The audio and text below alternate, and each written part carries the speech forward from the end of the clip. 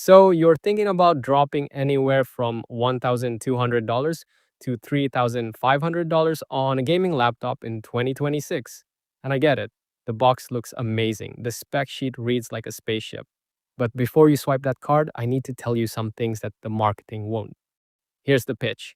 Gaming laptops in 2026 are genuinely the most powerful portable machines ever made. You've got NVIDIA's RTX 50 series inside, the 5070, 5080, even the 5090, with a feature called DLSS for multi-frame generation. What that means in real life is you can run something like Cyberpunk 2077 or Clair Obscure at 1440p Ultra above 90 frames per second on a device you can throw in a backpack. A few years ago, that was physically impossible. And displays OLED panels, 240Hz refresh rates.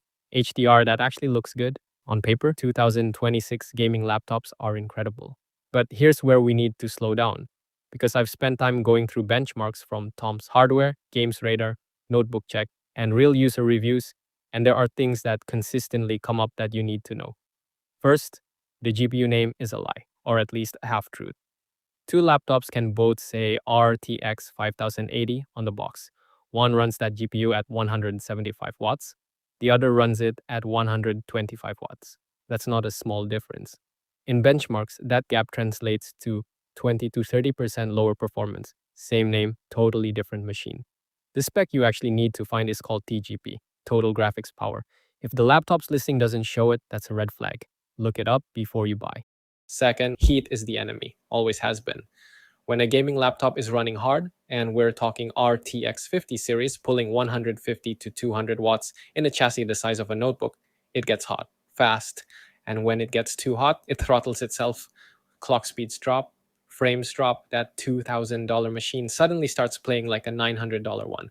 I'm not saying all laptops do this badly, some handle it really well.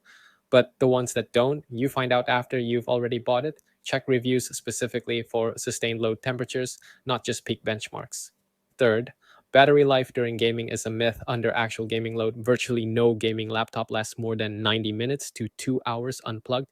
Those 8-hour battery life claims on the box, that's web browsing, not games. If you're gaming, you're plugged in, full stop. So let's be real about who this is actually for. If you travel, if your setup moves with you, if your dorm room, your hotel room, your living room couch is where you play, a gaming laptop makes complete sense. The portability premium is real, but so is the freedom. The sweet spot right now, an RTX 5070 setup in the $1,200 to $1,500 range. Something like the Lenovo Legion 5i or MSI Katana, solid thermals, 1440p display, DLSS for support. That gets you 75 to 85% of desktop performance in a bag you can carry. It'll handle every game well through 2028, 2029 at minimum.